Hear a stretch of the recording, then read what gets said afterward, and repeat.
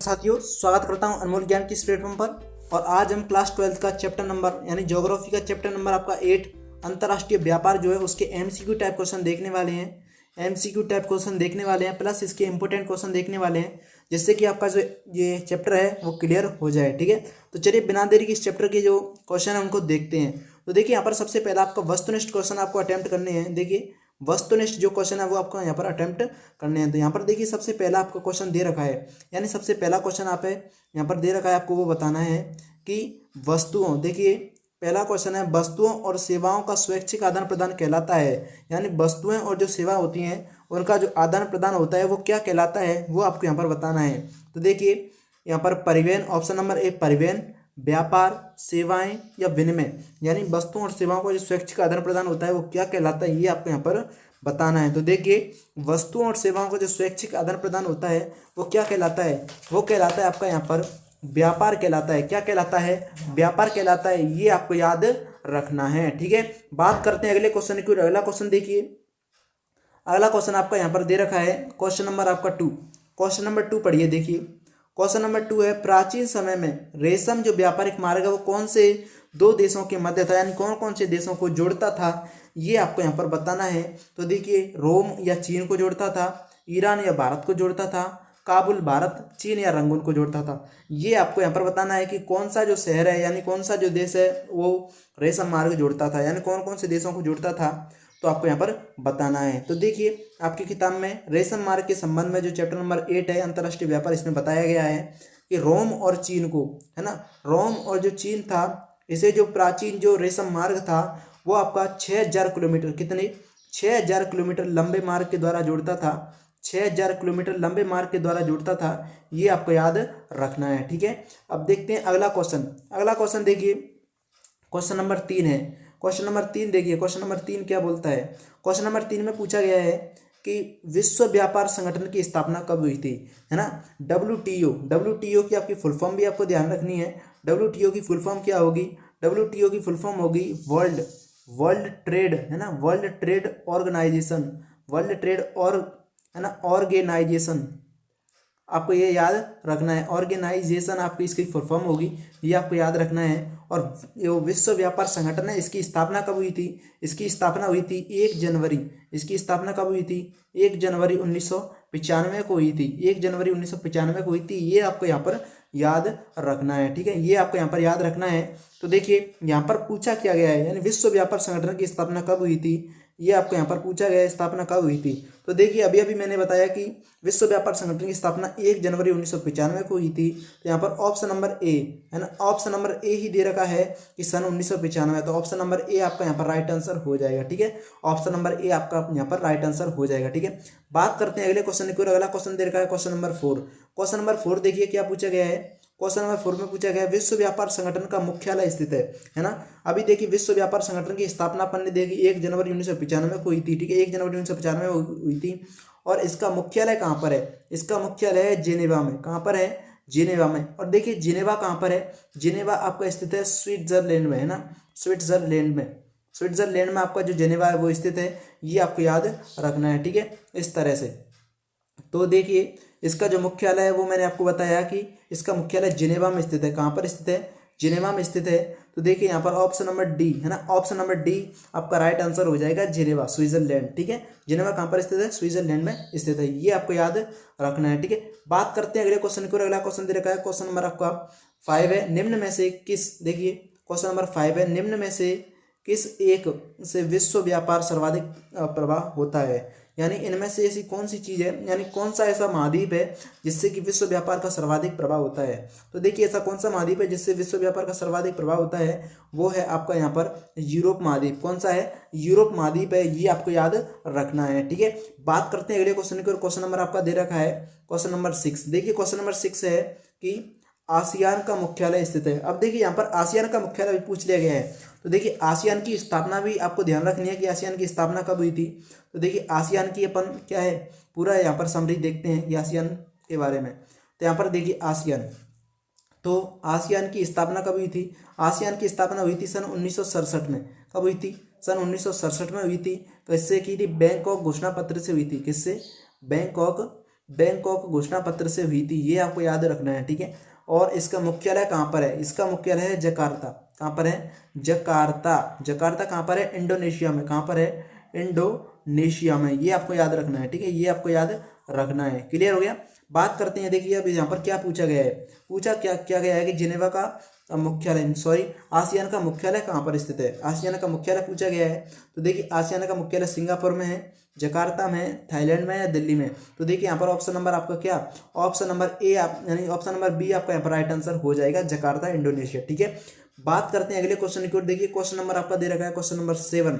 देखिए question number 7 दे रखा है, और क्वेश्चन नंबर 7 में पूछा गया है कि गेट का गठन कब किया गया था। देखिए क्वेश्चन नंबर 7 में पूछा गया है गेट का गठन कब किया गया था। अब देखिए गेट की फुल फॉर्म भी देखिए, गेट क्या होता है? गेट होता है जनरल एग्रीमेंट। देखिए जनरल, इसकी फुल फॉर्म भी आपको याद रखनी है, general agreement, general agreement on trade, and tariff, है ना। General agreement trade on tariff इसकी फुल फॉर्म है, ये आपको याद रखनी है। और इसके अलावा इसकी स्थापना कब हुई थी? इसकी स्थापना हुई थी सन 1948 में। कब हुई थी? सन 1948 में। ये भी आपको याद रखना है, ठीक है। तो देखिए यहाँ पर पूछा गया है जनरल यानी agreement on trade on tariff, यानी गेट का जो गठन है वो कब किया गया था। तो यहाँ पर पता है कि गेट का गठन कब किया गया था। गेट का गठन किया गया था सन 1948 में। तो ऑप्शन नंबर है यहाँ पर, ऑप्शन नंबर आपका ए ही राइट आंसर हो जाएगा, यानी सन 1948 में इसका क्या किया गया था? गठन किया गया था। ये आपको याद रखना है, ठीक है, इस तरह से। बात करते हैं अगले क्वेश्चन की ओर। क्वेश्चन नंबर आपका दे रखा है 8। क्वेश्चन नंबर 8 देखिए क्या है कि क्वेश्चन नंबर 8 है, सन 2016 में, सन 2016 में विश्व व्यापार संगठन के सदस्य कितने थे, है ना। सन 2016 में विश्व व्यापार संगठन यानी WTO, है ना, विश्व व्यापार संगठन WTO के सदस्य कितने थे। तो देखिए सन 2016 में विश्व व्यापार संगठन की सदस्य संख्या कितनी थी। यहाँ पर सदस्य संख्या थी आपकी 2016 के अनुसार, यहाँ पर सदस्य संख्या थी 164। कितनी थी? 164। ये आपको याद रखना है, ठीक है। अब देखिए, अब क्वेश्चन नंबर आपका यहाँ पर MCQ टाइप जो क्वेश्चन थे वो आपके यहाँ पर कंप्लीट हुए, है ना। MCQ टाइप क्वेश्चन इस चैप्टर के जो थे वो यहाँ पर कंप्लीट हुए।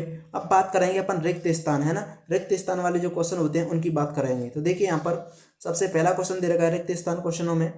रिक्त स्थान क्वेश्चनों में सबसे पहला क्वेश्चन है कि व्यापार का जो आरंभिक स्वरूप था। देखिए व्यापार का जो आरंभिक स्वरूप था वो खाली जगह व्यवस्था था। तो देखिए व्यापार का जो आरंभिक स्वरूप था वो क्या था? वो यहाँ पर था विनिमय व्यवस्था। क्या था? विनिमय व्यवस्था था, विनिमय, है ना, विनिमय व्यवस्था था, जिसमें कि क्या होता था? विनिमय व्यवस्था था जिसमें क्या होता था? वस्तु के बदले वस्तु ही दी जाती थी, वस्तु के बदले वस्तु ही दी जाती थी। ये व्यापार का आरंभिक स्वरूप था, ये आपको याद रखना है, ठीक है, ये आपको याद रखना है। तो व्यापार का आरंभिक स्वरूप क्या था? विनिमय व्यवस्था थी। तो यहाँ पर आपको विनिमय व्यवस्था क्या है फिल कर देनी थी, ठीक है। क्वेश्चन नंबर 2 है अंतर्राष्ट्रीय व्यापार। क्वेश्चन नंबर 2 है अंतर्राष्ट्रीय व्यापार की दुनिया के मुख्य प्रवेश द्वार खाली जगह तथा खाली जगह होते हैं, है ना, खाली जगह तथा खाली जगह होते हैं। यानी अंतर्राष्ट्रीय व्यापार की दुनिया के मुख्य प्रवेश द्वार जो होते हैं वो खाली जगह तथा खाली जगह यहाँ पर पूछा गया है वो होते हैं। तो देखिए यहाँ पर क्या आंसर राइट हो जाएगा। यहाँ पर देखिए जो पहला फिल इन द ब्लैंक्स दिया गया है, यहाँ पर आप पत्तन लिख सकते हैं। क्या लिख सकते हैं? पत्तन। और यहाँ पर आपको क्या लिख देना है? पोताश्रय। क्या लिख देना है? पोताश्रय आपको यहाँ पर लिख देना है। पत्तन और पोताश्रय जो होते हैं वो अंतर्राष्ट्रीय व्यापार की दुनिया के मुख्य प्रवेश द्वार होती हैं, ये आपको याद रखना है। इस तरह से क्वेश्चनों को आपको हल करना है, और ऐसे ही क्वेश्चन आपको एग्जाम में एग्जिट देखने को मिलेंगे, ठीक है, एग्जिट ऐसे ही क्वेश्चन आपको एग्जाम में देखने को मिलेंगे। अब देखिए क्वेश्चन नंबर 3 है अंतर्राष्ट्रीय व्यापार उत्पादन में खाली जगह का परिणाम है। एक क्वेश्चन बहुत ज़्यादा इंपॉर्टेंट है, ठीक है, इंपॉर्टेंट स्टार लगा लीजिए इस पर। अंतर्राष्ट्रीय व्यापार उत्पादन में खाली जगह का परिणाम है। तो देखिए अंतर्राष्ट्रीय जो व्यापार है वो आपका उत्पादन में किसका परिणाम है? उत्पादन में वो है आपका विशिष्टीकरण। किसका? विशिष्टीकरण का परिणाम है। किसका परिणाम है? विशिष्टीकरण। विशिष्टीकरण का क्या है? परिणाम है, ये आपको ध्यान रखना है, विशिष्टीकरण का परिणाम है, ठीक है, ये आपको यहाँ पर लिख देना है, ठीक है। बात करते हैं अगले क्वेश्चन को। क्वेश्चन नंबर आपका दे रखा है क्वेश्चन नंबर 4। क्वेश्चन नंबर 4 देखिए, कोच्चि, ये क्वेश्चन इंपॉर्टेंट है, कोच्चि व कारवाड़ पत्तन है। देखिए कोच्चि व कारवाड़ जो पत्तन है, यहाँ पर बताना है कि कोच्चि व कारवाड़ खाली जगह पत्तन है। तो कोच्चि और कारवाड़, देखिए कोच्चि कहाँ पर है? सबसे पहले तो इनका आप क्या करो, पूरा का पूरा एनालिसिस करो। कोच्चि कहाँ पर है? केरल में। कोच्चि कहाँ पर है? केरल में, ठीक है। और कारवाड़ कहाँ पर है? कारवाड़ आपका कर्नाटक में। किस में है? कर्नाटक में है। ये आपको याद रखना है। तो देखिए ये खाली जगह पत्तन है, यानी कौन से पत्तन है, यहाँ पर पूछा गया है कौन से पत्तन है ये, ठीक है। तो देखिए आपका जो कोच्चि और कारावाड़ है ये आपके नौसेना पत्तन है। कौन से पत्तन है? नौसेना पत्तन है, नौसेना पत्तन है, ये आपको याद रखना है, ठीक है, ये आपको याद रखना है। बात करते हैं, देखिए अपन यहाँ तक अपन ने किसकी बात की, यहाँ तक अपन ने की एमसीक्यू टाइप क्वेश्चन होगी, ठीक है, एमसीक्यू टाइप क्वेश्चन देख लिए, प्लस यहाँ पर रिक्त स्थान क्वेश्चन देख लिए, ठीक है, रिक्त स्थान क्वेश्चन देख लिए, जिससे कि ये चैप्टर की एक एक लाइन क्लियर हो जाती है। एमसीक्यू टाइप क्वेश्चनों से और रिक्त स्थान क्वेश्चनों से एक एक लाइन से क्वेश्चन उठते हैं, तो यहाँ पर आपके ये क्लियर हो जाते हैं, ठीक है। अब देखिए यहाँ से आगे अपन क्या देखेंगे, यहाँ से आगे देखेंगे यहाँ पर लघु उत्तरात्मक क्वेश्चन है ना, लघु उत्तरात्मक क्वेश्चन। तो देखिए लघु उत्तरात्मक क्वेश्चनों में सबसे पहला क्वेश्चन दे रखा है कि अंतर्राष्ट्रीय व्यापार किसे कहते हैं, है ना, अंतर्राष्ट्रीय व्यापार किसे कहते हैं, आपका यह क्वेश्चन पूछा गया है, अंतर्राष्ट्रीय व्यापार किसे कहते हैं। तो देखिए अंतर्राष्ट्रीय व्यापार की एक सिंपल सी परिभाषा है, वो आपको किस तरह से लिखनी है वो मैं आपको यहाँ पर बताता हूँ। तो देखिए अंतर्राष्ट्रीय व्यापार क्या होता है, देखिए अंतर्राष्ट्रीय व्यापार की परिभाषा देखिए, अंतर्राष्ट्रीय व्यापार यानी जब किसी देश की, जैसे अपना देश है भारत, जैसे अपना देश क्या है, सॉरी यहाँ पर देखिए अपना देश क्या है, भारत है ना, भारत है, भारत, ठीक है, अपना देश क्या है, भारत, ये अपना देश भारत है। और भारत की जो बाउंड्री होती है, बाउंड्री है ना, भारत की जो सीमा होती है, उस सीमा से जो अपन भारत देशों में क्या करते हैं, व्यापार करते हैं, ठीक है, वस्तुओं और सेवाओं को क्या है, भेजते हैं दूसरे देश में अपने देश से। तो ये क्या है, दूसरे देशों में जा रही है ना, दूसरे देश में जा रही है, दूसरे देश में जा रही है, तो ये क्या हो रहा है, वस्तुओं का आदान प्रदान हो रहा है, उधर से क्या है, पैसा आ रहा है, हमारे देश से क्या जा रहा है, सामान जा रहा है। तो जब वस्तुओं, जब विभिन्न देशों में राष्ट्रीय स्तर पर, है ना, जब विभिन्न देशों में सीमाओं के आर पार वस्तुओं और सेवाओं का क्या होता है, आदान प्रदान होता है, वही क्या है, अंतर्राष्ट्रीय व्यापार कहलाता है। ये आपको याद रखना है, बहुत ही सिंपल, अपने शब्दों में यहाँ पर कहा क्या है, आपको परिभाषा लिखनी है, ठीक है, अपने शब्दों में परिभाषा लिखनी है। आगे देखिए क्वेश्चन नंबर 2 है, क्वेश्चन नंबर 2 पूछा गया है आपको यहाँ पर, विनिमय व्यवस्था क्या होती है। देखिए विनिमय व्यवस्था क्या होती है, ये इंपॉर्टेंट क्वेश्चन है, इंपॉर्टेंट क्वेश्चन है इस चैप्टर का, विनिमय व्यवस्था क्या होती है। तो देखिए यहाँ पर आपको क्या लिखना है, यहाँ पर आपको लिखना है कि आदिम समय में, है ना, आदिम समय में, आदिम समय में व्यापार का जो आरंभिक स्वरूप था, व्यापार का जो आरंभिक स्वरूप था, आरंभिक स्वरूप, ठीक है, आरंभिक स्वरूप था वो क्या था, विनिमय व्यवस्था था, जिसमें वस्तु के बदले वस्तु ही दी जाती थी। इस पॉइंट को आपको विशेष रूप से लिखना है, वस्तु के बदले वस्तु दी जाती थी, ये तो आपको लिखना ही लिखना है। तो इस तरह से हमने इस चैप्टर की जो है यहाँ पर अभी अति लघुतरात्मक क्वेश्चन देखे, प्लस अपन इस चैप्टर के अभी और जो क्वेश्चन है उनको देखेंगे। तो देखिए इस चैप्टर का अगला क्वेश्चन जो है, अगला क्वेश्चन देखिए क्या है, अगला क्वेश्चन है रेशम मार्ग क्या है। देखिए रेशम मार्ग क्या है, यहाँ पर आपसे पूछा गया है। तो देखिए रेशम मार्ग जो है, रेशम मार्ग जो है मैंने अभी इसके बारे में बताया, रेशम मार्ग क्या था। तो देखिए रेशम मार्ग, रेशम मार्ग की लंबाई देखिए कितनी थी, 6000 किलोमीटर, कितनी थी, 6000 किलोमीटर थी। यह एशिया को, है ना, एशिया को यूरोप के देशों से, अफ्रीका के देशों से, है ना, इनसे जोड़ा करता था। और इसके अलावा यह रोम, आपको मेन पॉइंट जो है किताब में दिया वो याद रखना है, रोम को चीन से जोड़ा करता था, है ना, रोम को चीन से जोड़ा करता था। और ये प्राचीन प्राचीन क्या था, प्राचीन व्यापारिक मार्ग था, प्राचीन व्यापारिक मार्ग था, ये आपको लिखना है बस, है ना, ये आपको लिखना है, ठीक है, एक या दो लाइन में इसका आंसर देना है, ठीक है, इस तरह से आपको क्वेश्चनों के आंसर देने हैं। अगला क्वेश्चन देखिए, अगला क्वेश्चन आपका कि अंतर्राष्ट्रीय व्यापार के कोई 4 आधार लिखिए। अंतर्राष्ट्रीय व्यापार जो है उसके 4 आधार लिखने हैं। 4 आधार कौन कौन से हो जाएंगे, देखिए अंतर्राष्ट्रीय व्यापार के 4 आधार कौन कौन से हो जाएंगे। पहला तो आधार देखिए, पहला आधार इसका होता है, पहला आधार क्या होता है, पहला आधार इसका होता है कि अंतर्राष्ट्रीय व्यापार का पहला आधार होता है राष्ट्रीय संसाधनों में भिन्नता। क्या होती है, राष्ट्रीय संसाधनों में क्या होती है, राष्ट्रीय संसाधनों में भिन्नता होती है, ये आपको याद रखना है। यानी राष्ट्रीय संसाधन भिन्नता यानी अंतर्राष्ट्रीय स्तर पर सभी देशों में एक जैसे संसाधन तो नहीं मिल सकते, सभी देशों में एक जैसे संसाधन नहीं मिल सकते, ये आपको याद रखना है, ठीक है। जनसंख्या कारक, जनसंख्या कारक भी आपको याद रखना है, ठीक है, जनसंख्या कारक आपको याद रखना है। इसके अलावा आपको क्या याद रखना है, आर्थिक विकास की प्रावस्था याद रखना है, आर्थिक विकास की प्रावस्था आपको याद रखना है, प्लस परिवहन भी आपको याद रखना है। 4 कारक आपको याद रखने हैं, राष्ट्रीय संसाधन भिन्नता, जनसंख्या कारक, ठीक है, अंतर्राष्ट्रीय जो आपका आर्थिक विकास की जो प्रावस्था है वो ध्यान रखना है, प्लस आपका वो जो परिवहन है वो भी आपको याद रखना है, ठीक है। देखिए अगला क्वेश्चन देखिए, व्यापार संतुलन से क्या अभिप्राय है, व्यापार संतुलन से क्या अभिप्राय, ये आपको याद रखना है। यहाँ पर पूछा गया है व्यापार संतुलन से क्या अभिप्राय है? तो देखिए व्यापार संतुलन का अभिप्राय आपको परिभाषा पूछी गई है। व्यापार जो संतुलन है यानी जब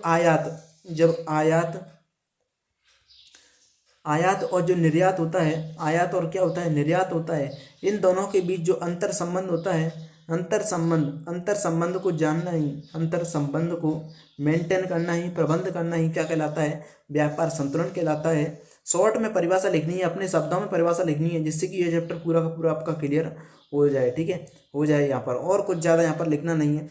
अगला है बहुपार्श्विक व्यापार क्या है? मैंने बहुपार्श्विक व्यापार से क्या आशय है? ठीक है, बहुपार्श्विक व्यापार यहाँ पर पूछा गया है। तो देखिए बहुपार्श्विक व्यापार क्या होता है?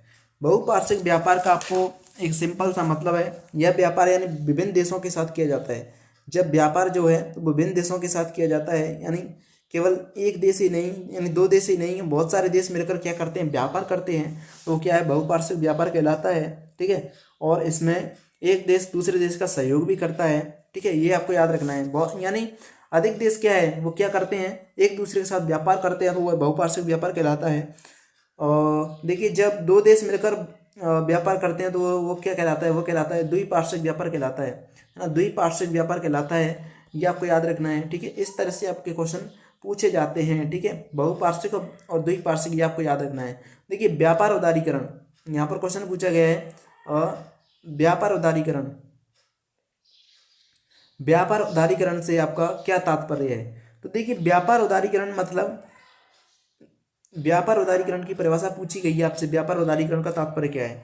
व्यापार उदारीकरण का एक सिंपल सा तात्पर्य है, व्यापार उदारीकरण, देखिए व्यापार उदारीकरण में क्या होता है? व्यापारीकरण का मतलब ही होता है मुक्त अर्थव्यवस्था। क्या होता है? मुक्त अर्थव्यवस्था, मुक्त अर्थव्यवस्था। ठीक है, क्या होता है? मुक्त अर्थव्यवस्था।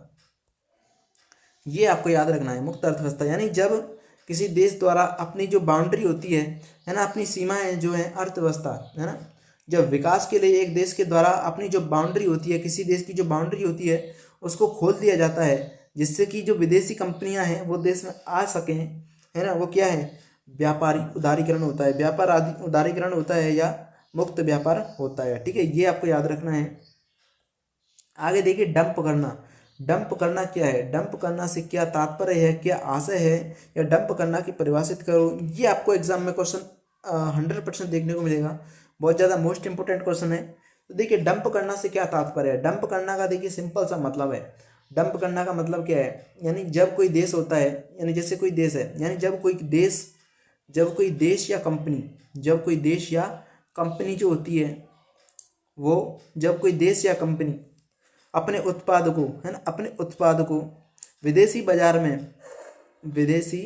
बाजार में जब कोई देश या कंपनी अपने उत्पादों को विदेशी जो बाजार होता है उसमें अपनी उत्पादन लागत से कम कीमत पर बेचता है, वो क्या कहलाता है? डंप करना कहलाता है। ये आपको याद रखना है, सिंपल सा है। डंप करने की परिभाषा आपको किताब में दी हुई है, वहाँ से भी आप याद कर सकते हो और अपने शब्दों में भी इसको लिख सकते हो। ठीक है, ये क्वेश्चन आपको याद रखना है, बहुत इंपॉर्टेंट क्वेश्चन है। ठीक है, यानी डंप करना से आपका क्या आशय है, ये आपको याद रखना ही रखना है। ठीक है, अगला क्वेश्चन देखिए, अगला क्वेश्चन दे रखा है भारत के किसी एक अंतर्देशीय पत्तन का नाम लिखो।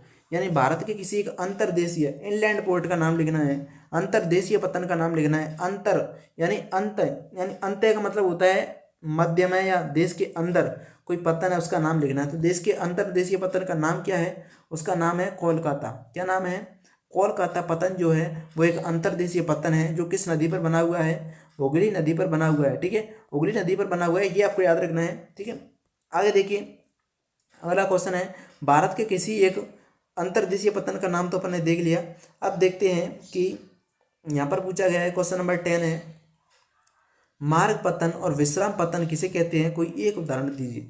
देखिए मार्ग पतन या विश्राम पतन क्या होता है? यानी मार्ग पतन और विश्राम पतन वो पतन होते हैं जब जब जो समुद्री मार्ग हैं, समुद्री मार्गों से जो अपनी यात्रा करते हैं, तो यात्रा करते समय जो रास्ते में क्या पड़ते हैं? पतन पड़ते हैं।